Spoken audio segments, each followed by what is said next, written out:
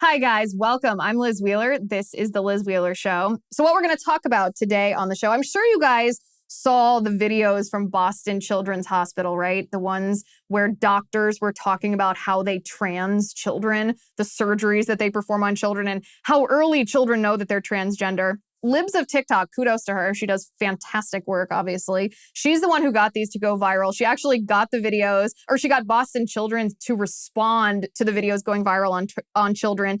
Their GEMS clinic, which is their gender clinic, actually engaged in stealth editing of their website to try to counter some of the news articles, the reporting on what they do that for some reason they didn't like. So all those videos, that's actually not what we're going to talk about today. Well, not what I want to talk about. Well, kind of. It kind of is. Ever since I saw these videos go viral, I can't stop thinking about them. And so I've been doing research because there's a huge unanswered question associated with these videos. And my question is, who exactly is behind this? Like, we know that it's the Boston Children's Gender Clinic. We know that these individual doctors made the videos. We know where the ideology of transgenderism comes from. It comes from queer theory, which is a Marxist critical theory. But how did it become so ingrained in the medical field of all places? Where is the money coming from that funds places like this gender clinic? Who, as an individual, or what group coordinates the dissemination of this across the country? And I'm talking particularly in medicine, even putting the infiltration of our education system aside for a second, because this would never happen organically. The spread of something like this would never just catch fire and spread across the country. There has to be a coordinated and a funded strategy. So I spent a little time digging, a little time researching, and by a little time, I mean since I saw those videos on the weekend. So half of the week I've researched, and I want to walk you through today what I found. So let's dig in.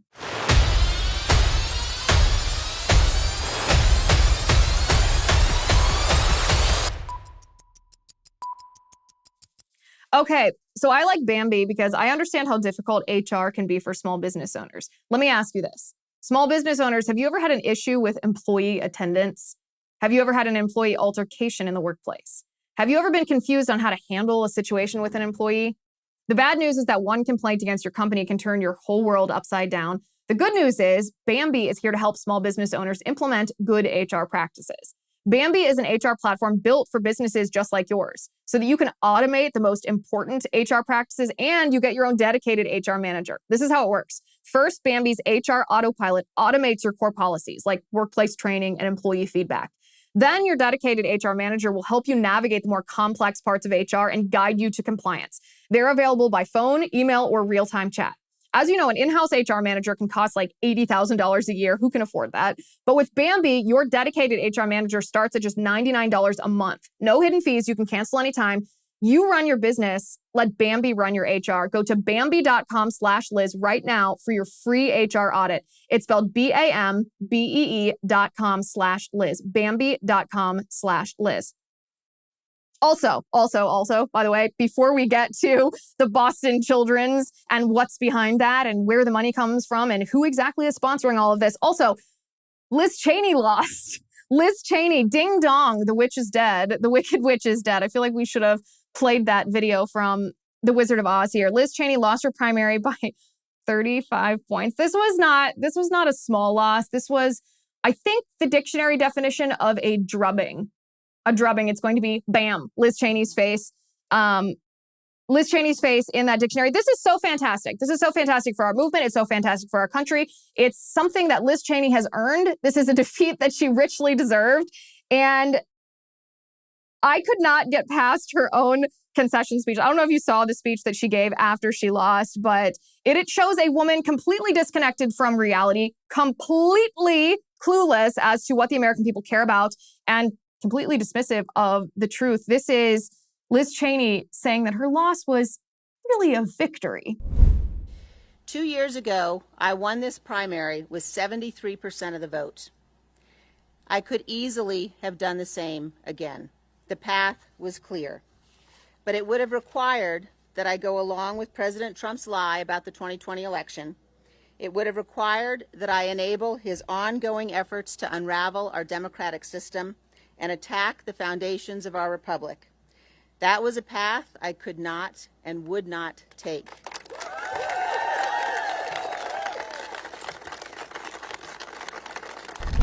Imagine being so obsessed with Trump that your entire life revolves around your hatred of him. Do you ever sit here and wonder why exactly she hates Trump the way that she hates Trump? Because I wonder that when someone is so fully obsessed with Trump that they behave the way that she behaves, just an embarrassment to yourself, an embarrassment to your family, an embarrassment to your country. Why does she hate Trump the way that she does? My opinion on why she hates Trump is that Trump killed Bushism. He absolutely decimated Bush's foreign policy. And people forget that during the Bush years, when Bush was waging these wars, most people blamed Cheney for Bush's foreign policy. Now Trump just doesn't bother with, or he didn't bother with Dick Cheney when he was decimating Bush during 2016 and during his campaign and during his administration when he was realigning American foreign policy with, well, what it should be, America First foreign policy. Trump killed Bush's legacy and therefore killed Cheney's legacy and Cheney's future. So he killed Dick Cheney's legacy, which would have been Liz Cheney's future. So it's kind of personal, don't you think? But imagine being that bitter that you would be so co-opted by somebody not liking your family or not liking your politics. She's so awful. I also think she's just not a smart person. And I don't say this as an ad hominem. I say this objectively analyzing her behavior. She doesn't think for herself. She's actually dumb. She basically just does what her father thinks. The January 6th committee is an embarrassment to our nation. She has trotted out lie after lie after lie. She trotted out witnesses like Cassidy Hutchinson, whose ridiculous, absurd stories about Trump grabbing the wheel in the beast were debunked within like 2 seconds. And then she stands by Cassidy Hutchinson, even though Cassidy Hutchinson was thoroughly embarrassed too. Ding dong, the witch is dead. I take no shame whatsoever in celebrating the loss, her political loss. I hope that her political career is over. I think she's now trying to run for, I can't even say this without laughing, for president.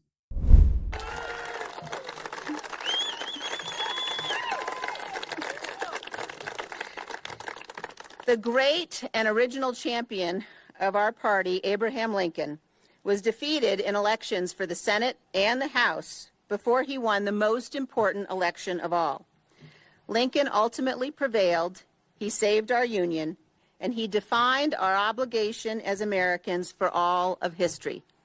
Speaking at Gettysburg of the great task remaining before us, Lincoln said that we here highly resolve that these dead shall not have died in vain, that this nation, under God, shall have a new birth of freedom, and that government of the people, by the people, and for the people shall not perish from this earth. As we meet here tonight, that remains our greatest and most important task. Most of world history is a story of violent conflict, of servitude and suffering. Liz Cheney Lincoln, that's what she's going to be known by. Goodbye, Liz. Goodbye. Do not let the door hit you where the good Lord split you, as my grandfather sometimes says. Ding dong, the witch is dead. I will be celebrating this all week. Also, if you haven't subscribed to the show yet, please do go to Apple Podcasts or iTunes and click subscribe on The Liz Wheeler Show. You can also find me at Liz Wheeler Show on YouTube. Hit the subscribe button there. Also hit the bell on YouTube so that you are notified every time a new episode or a new video is available to you. Okay, so let's talk about the Boston Children's Hospital videos that went viral because libs of TikTok pulled them off of the YouTube account of Boston Children's Hospital. I personally think it's hilarious that Boston Children's stealth edited their website after this went viral, after all this attention started coming into their hospital, because people were asking, well, what do you do at this gender clinic? Do you perform surgeries on children? Do you perform these horrible bodily mutilation, experimental, non-curative surgeries on minors? These irreversible surgeries? And Boston Children's changed their website. They made it a little more euphemism and a little bit less honest. And I thought to myself, what are they ashamed of? Why would they edit this? Do they think that they're doing something wrong? Oh, maybe that is the problem. Maybe that's the case. Maybe they do think that what they're doing is wrong. Maybe they understand that what they're doing is actually evil, when they are mutilating the bodies of perfectly healthy children. If you don't think that what you're doing is wrong, then you should stand by it. You shouldn't stealth edit your website. But there's a dichotomy here between their actions, what they're inflicting, imposing on children in the name of gender ideology, and the fact that they seem to be ashamed of it. They seem not to want people to know what they're doing. Shady, shady. They also claimed, by the way, Boston Children's claimed that they were receiving increased threats and that they had to beef up security because conservatives, anti-LGBTQ people, as they said, were issuing threats. But a whistleblower on the inside of Boston Children's said that's not true. We have not seen anything about threats. There have been no increased security. There's been no communication from the administration of the hospital to employees. That's all just PR. Nonetheless, the left is yelling at libs of TikTok. This is from Brandy Zadronzi, who says the new wave of abuse aimed at doctors at a children's hospital comes from a familiar source, a handful of anti-LGBT accounts like libs of TikTok and far-right media personalities who've been behind recent campaigns targeting LGBTQ people, equating them with child predators. So this, to me, is very telling because what did libs of TikTok do? She posted these videos, and yes, they went viral. And where did she get these videos? She got these videos from the website, the YouTube account, actually, of Boston Children's Hospital. So how is this anti-LGBTQ hate? This content was created by Boston Children's Hospital. Do you stand by it or do you not stand by it? Your words. She's just reposting your words. But this is what the left doesn't want people to see. They only want people to see it if people are going to adhere to the radical leftist ideology. These are the videos. First, I want to talk to you about Incogni. I like Incogni because now more than ever, I do not want anybody tracking my online activity. Two things that are really important to me online are my safety and my privacy. That's why I like Incogni. Thousands of companies are collecting, aggregating, and trading your personal data without you knowing anything about it. The good news is you have the right to request data brokers to delete what information they have about you and protect your privacy. The bad news is it would take you years to do it manually yourself. The best news is Incogni can do the messy work for you automatically. Incogni helps you protect your privacy and take your personal data off the market by reaching out to data brokers on your behalf, requesting your personal data removal, and then dealing with their inevitable objections. Most often, these data brokers hold your name, your email address, your home address, your phone number, the names of your relatives even, your social security number, your employment history, your shopping habits. Yeah, I told you it was creepy. You need Incogni. I love it, and I know you will too. The first 100 people to use my URL, it's incogni.com/Liz Wheeler, and use my promo code Liz Wheeler, get 20% off Incogni. Protect your privacy today. It's really important. Go to incogni.com/Liz Wheeler and use code Liz Wheeler to take your personal data off the market. Today's video is sponsored by Incogni. In the first video that libs of TikTok made go viral on Twitter, a doctor at Boston Children's Gender Clinic says that they treat, quote unquote, treat children, help them transition, trans them as young as 2 and 3 years old. So most of the patients that we have in the GEMS clinic actually know their gender, usually around the age of puberty, but a good portion of children do know as early as seemingly from the womb, and they will usually express their gender identity as very young children, some as soon as they can talk. They might say phrases such as I'm a girl, or I'm a boy, or I'm going to be a woman, or I'm going to be a mom. Kids know very, very early. So in the GEMS clinic, we see a variety of young children all the way down to ages 2 and 3, and usually up to the ages of 9. When they come into the clinic, they'll see one of our psychologists, and we'll be talking to them about their gender. We'll be talking to their family about how to best support that child and how to make sure that that child has the space and support to explore their gender and do well throughout their development. And we'll be answering any parent questions. A lot of parents do have questions, and so we answer those questions. The biggest piece of advice I give parents who are coming through the gender clinic at Boston Children's Hospital is to just be supportive. Sometimes you might not understand, sometimes you feel like you don't know the terms, or you don't kind of get exactly what the child means when they say that they might be this gender, but the biggest thing you can do is just love your child and support them and just allow them to express themselves. That's the biggest protector as well against negative mental health effects such as depression, suicidality, anxiety that we worry about for our gender diverse kids and young adults. So that support from a parent is one of the best protective factors and one of the best things they can do. I remember once reading that the devil isn't a hideous beast with horns on his head and warts all over his body? That the devil is actually the most attractive being that you could possibly imagine. Sexy, handsome, tempting. Because otherwise, if the devil wasn't attractive and wasn't appealing, everyone would reject the hideous beast. And when I see a video like that, that's what I think of. This is evil packaged as love. But really, it's the opposite of love. I mean, when you talk about 2-year-olds and 3-year-olds and 9-year-olds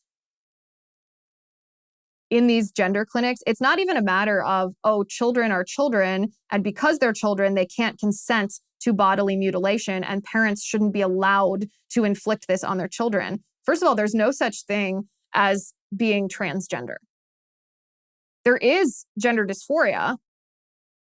It's a psychiatric diagnosis. But mutilating your body does not turn you into the opposite gender. So this is not even a matter of children being unable to consent to this and parents abusing their dominion over their children to quote unquote consent on their behalf. What we heard in this video is emotional blackmail.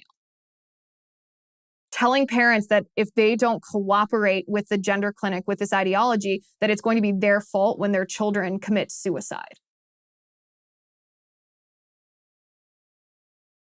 There's no other medical treatment that is built on this same evil justification. And what's going to happen is parents are going to end up fearing taking their children to any kind of doctor, because what this woman in this video is doing is creating a situation where the parent is looked at as being abusive if they don't cooperate with transing their child. If your lack of support, as she created this premise, if a parent's lack of support causes a child to commit suicide, then that parent not cooperating with transing their child will very easily be painted as being abusive.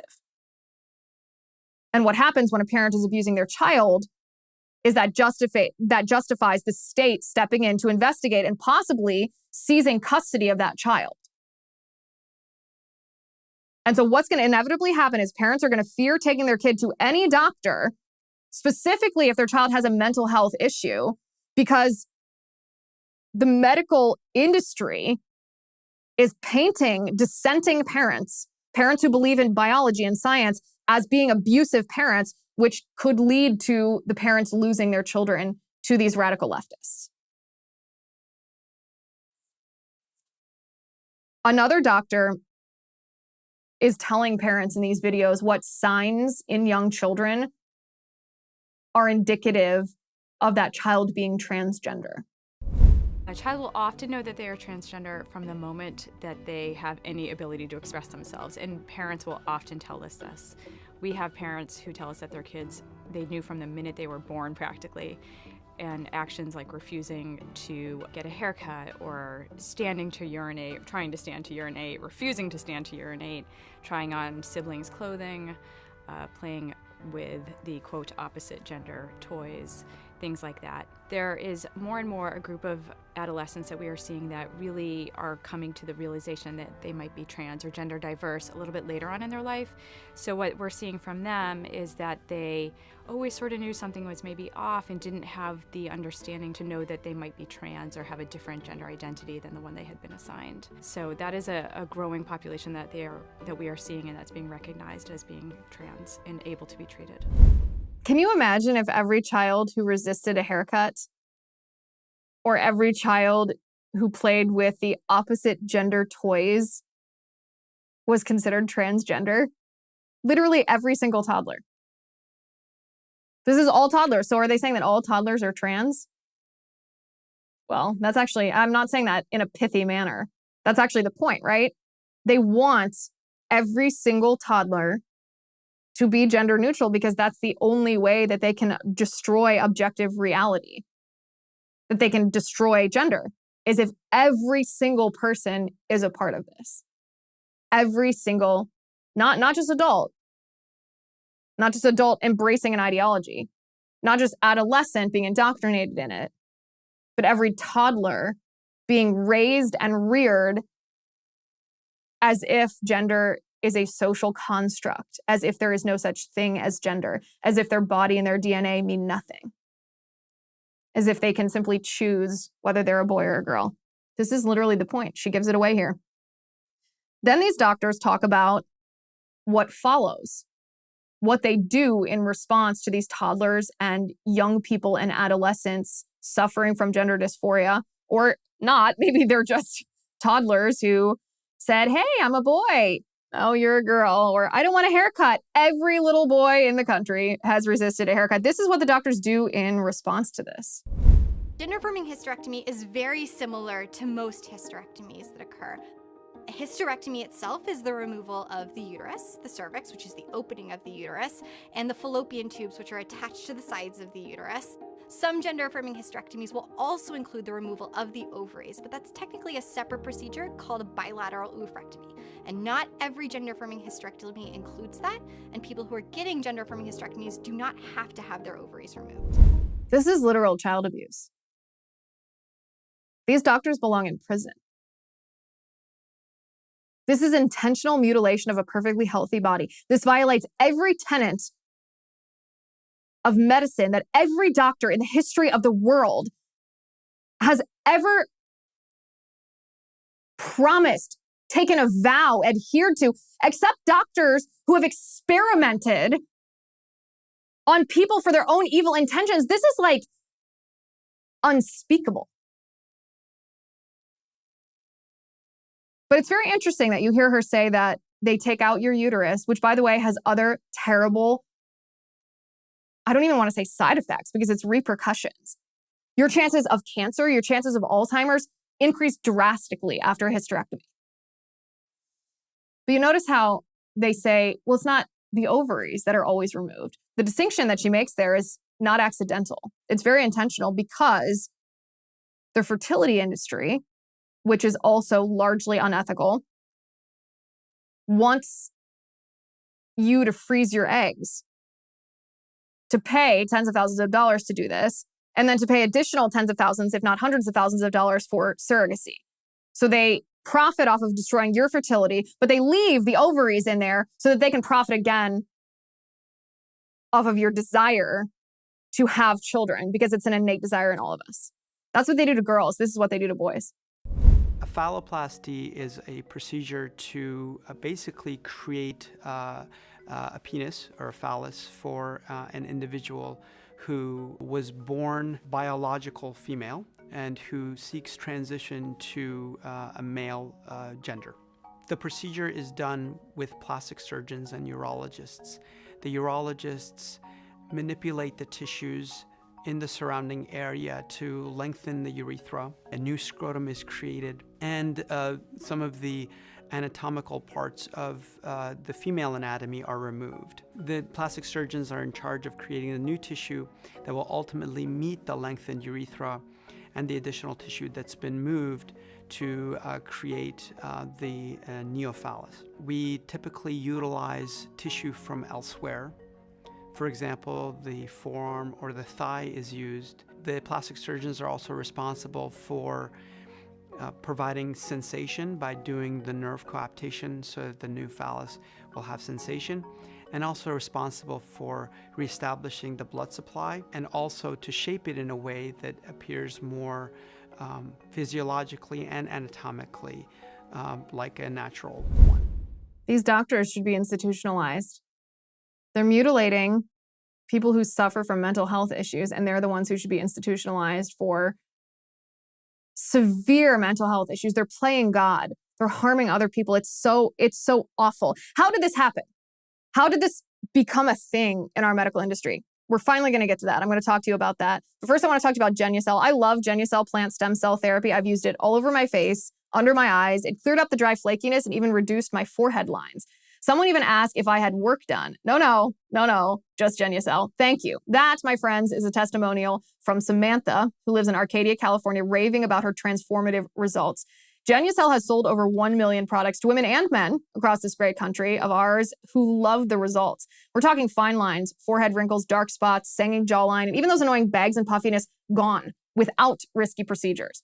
And with Genucel's immediate effects product, you'll have guaranteed results in as little as 12 hours or your money back.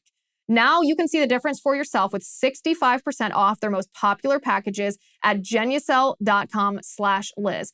Every most popular package includes a free month supply of the original Genucel under eye bags and puffiness treatment. Visit my URL, it's Genucel.com/Liz, and enter promo code Liz at checkout for an extra special discount. Order today and get their Summer Essential, the Dark Spot Corrector, absolutely free. Go to Genucel.com/Liz. It's spelled GENUCEL.com/Liz. Genucel.com/Liz. So how did this happen? We frequently talk about what it is. This is an assault on reality. It's an assault on objective truth. It's an effort to redefine words, to alter reality, yes, but also to make the radical left authoritarians. Because if they become the arbiter of reality, the arbiter of objective truth, those who define words, then they have control over everything and everyone, which makes them authoritarians. That's what it is. It's also an assault on the nuclear family. It's an assault on traditional marriage because it's an assault on gender. You can't have the nuclear family without having traditional marriage between a man and a woman. You can't have that relationship between man and woman if there is no such thing as man and woman. So it's an assault on the nuclear family, which underpins our country. This is an assault on America. It's how the Marxists are trying to destroy us from within, to subvert us from within. And the motivations behind this are twofold. There is, of course, the ideological motivation. We've talked extensively on this show, you guys. We've talked about queer theory. We've talked about queer theory being the grandchild of critical theory, which is a Marxist theory. But are you telling me, and this is what I've spent the last several days wrestling with. Are you telling me that every single doctor and every single nurse at Boston Children's Hospital is a committed Marxist who is intentionally destroying gender, harming children, to destroy marriage, to destroy the nuclear family, to subvert our country from within? I'm sorry, I don't believe that. I don't believe that every single doctor and every single nurse, every single medical provider is a committed Marxist. I just don't believe it. There has to be some other motivation besides Marxist ideology. What is it? Why would you sacrifice biology? Why would you sacrifice medicine? And more importantly, why aren't there any dissenters? Why aren't there any whistleblowers from within this hospital or others that do the same thing? Where are all the people who think this is bananas? This led me to the answer. The answer, of course, is money. There aren't any dissenters or whistleblowers because they can't dissent. They can't blow the whistle because if they do, if they disagree with this ideology, then they will lose the money they rely on to operate. So where does this money come from? By the way, students are just going back to college right now, and which means that it's just about time for me to go on tour on college campuses. I speak on college campuses all over the country with the Young America's Foundation. If you want to bring me to your college campus this fall, go to yaf.org/Liz. I promise that'll take you to my page, Liz Wheeler's page, not Liz Cheney's page like it used to accidentally. yaf.org/Liz and apply to bring me to your campus. You don't actually have to have a YAF chapter. You can invite me whether or not you are part of that group or not. The crazier your campus, the more fun we have. yaf.org/Liz. So where is this money coming from? This money that isn't just the ideology of queer theory, or let me rephrase that. It isn't just the committed Marxism that informs the behavior. It's the money that informs the behavior. Where is that money coming from? Well, interestingly, at Boston Children's, their list of donors, they are funded mostly by donations, right? One of their largest donors is the Walt Disney Company. LOL. Yeah, well, their ideology aligns. But here's the thing. It's not just the direct donations to this specific gender clinic. As I said at the beginning, there has to be a coordinated effort to disseminate this throughout the medical community because it wouldn't just organically catch fire. And we've seen how money plays into the bigger picture of how gender ideology is disseminated. Planned Parenthood, for example, funds and conducts sex education in public schools. This is where they indoctrinate youth in the transgender ideology, and then they profit by selling gender transing hormone therapy to young people after they've indoctrinated. And we see that profit loop. That's how it was disseminated in education. We've seen Big Pharma profit off of hormone therapy and surgical transitions, over $1 million of profit for everyone who undergoes a transition. But what about these med schools? What about these institutions like Boston Children's Hospital? The answer to that is a family called the Pritzkers.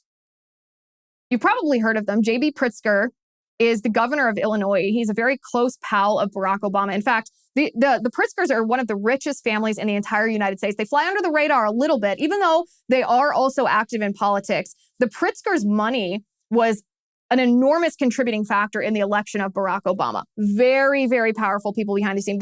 They're rich because they're actually the heirs to the Hyatt hotel chain. That kind of rich. We're talking about mega billions rich. You also might remember in the Obama administration, the Secretary of Commerce, Penny Pritzker, yes, she's part of that same family. And you know how that always works. If a billionaire family gives money to help a candidate become elected as president, then a family member oftentimes gets a cushy role at a secretary level in that administration for influence. That's what's happening here. So the Pritzkers have used their money to build an apparatus that forces queer theory onto medicine, into med schools specifically, to train the new generation of doctors, but also, oftentimes these gender clinics are associated with hospitals that are associated with med schools. So it's this interconnected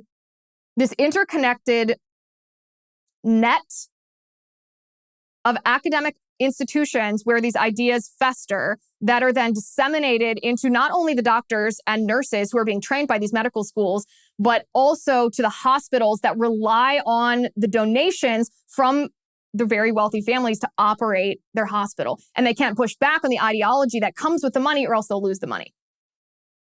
So the Pritzkers specifically, they make these enormous donations to hospitals and medical schools around the country. They actually have hospitals and medical schools that are named after them. So they are the largest primary donors. They are the lifeblood of these hospitals. They are given in return, they're given titles at the hospital, positions at the hospital, like figurehead type positions, but positions of influence because they control the purse strings. And suddenly these institutions begin propagating the transing of children. And then it spreads because the institutions that have been co-opted are leading institutions. What happens first at the University of Chicago Medical School is disseminated around the country because the University of Chicago Medical School is the hub of academic research in med school. So the Pritzkers, and this is not hypothetical, the University of Chicago School of Medicine, the Pritzkers gave $12 million to back in 1968, which is a lot of money now, is a real lot of money back then. But fast forward to 2002, the Pritzkers gave $30 million to the University of Chicago School of Medicine. This School of Medicine is now named after the Pritzkers. This School of Medicine, let me bring up the University of Chicago School of Medicine. Gender affirmation surgery. This is what they do at the University of Chicago. The University of Chicago Medicine is committed to providing the best possible care to transgender and gender nonconforming patients. We aim to align your identity with your physical characteristics by offering a full range of gender affirmation surgeries to help you achieve harmony. The University of Chicago Medicine plastic surgeon Lawrence Gottlieb is internationally renowned for pioneering and perfecting phalloplasty techniques that are commonly used today. He has more than 30 years of experience performing these procedures. Our surgeons work as part of a multidisciplinary team of specialists in transgender care. We perform both bottom and top surgeries for transgender and gender nonconforming patients, including transmasculine and transfeminine procedures. Blah, blah, blah, blah, blah, et cetera, et cetera, et cetera. The University of Chicago School of Medicine treats patients, well, treats patients might be the wrong phrase here. They inflict these surgeries on young people who are suffering from gender dysphoria.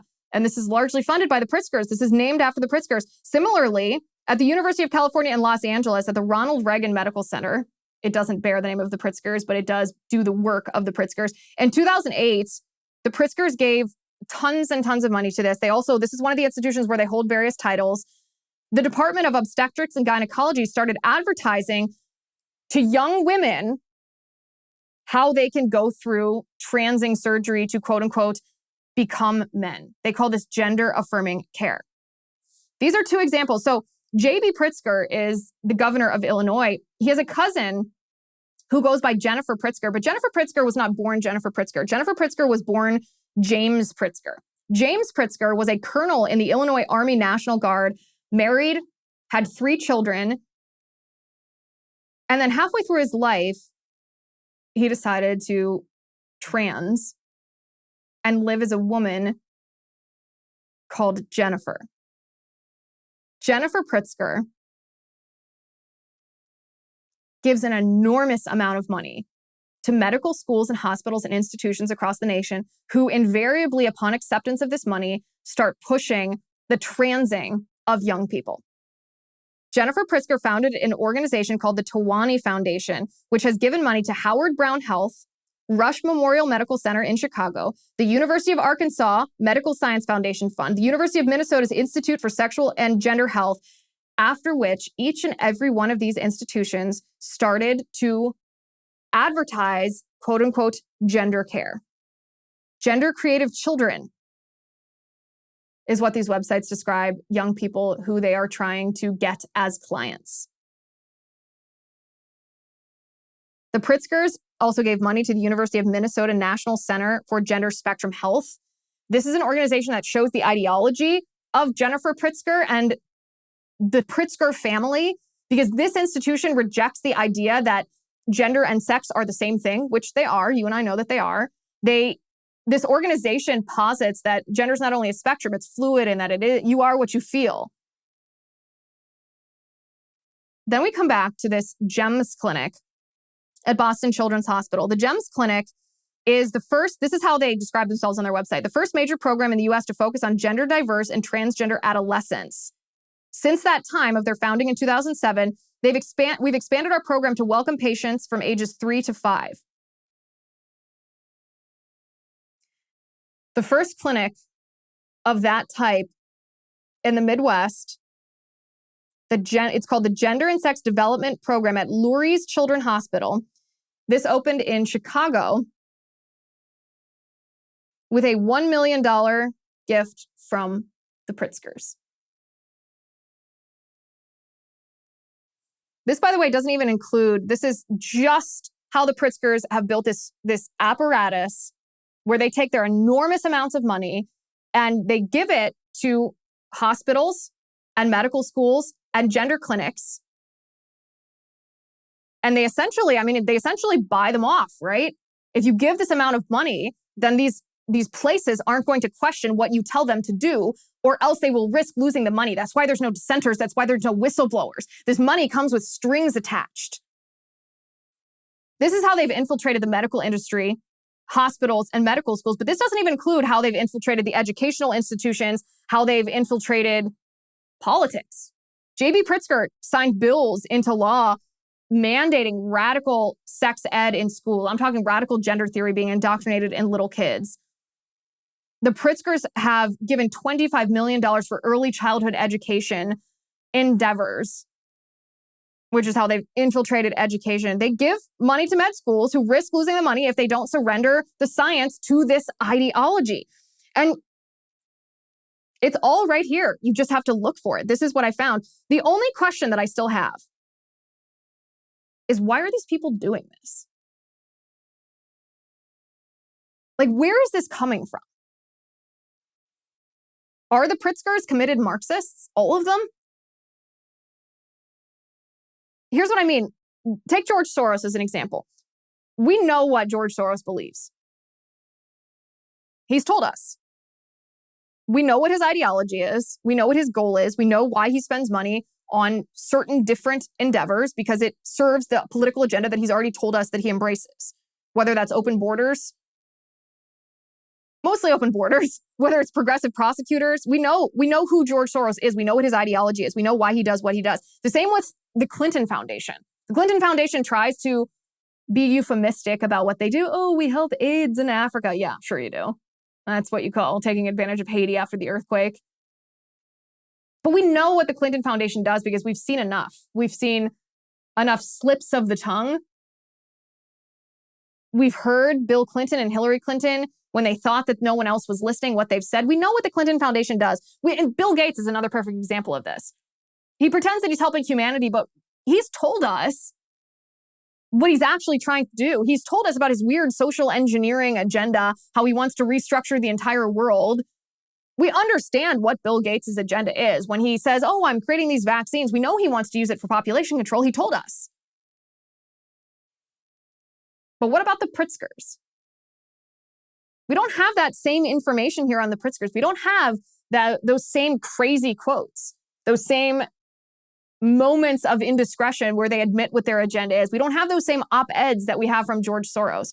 We don't have the same words. So what motivates them?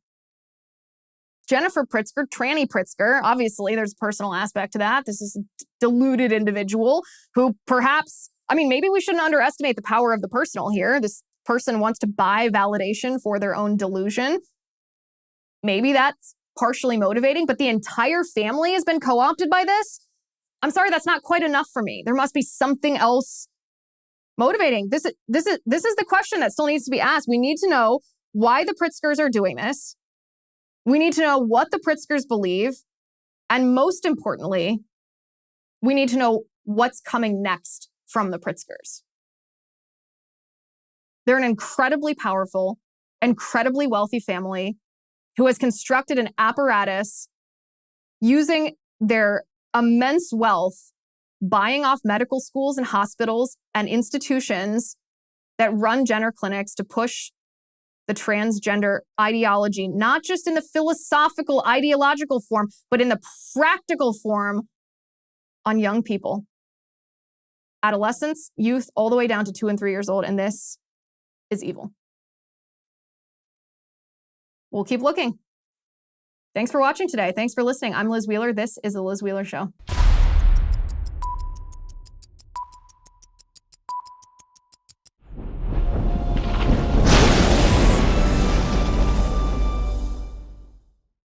If you haven't already, give this video a thumbs up, hit the subscribe button below, and ring the bell to make sure you never miss a video.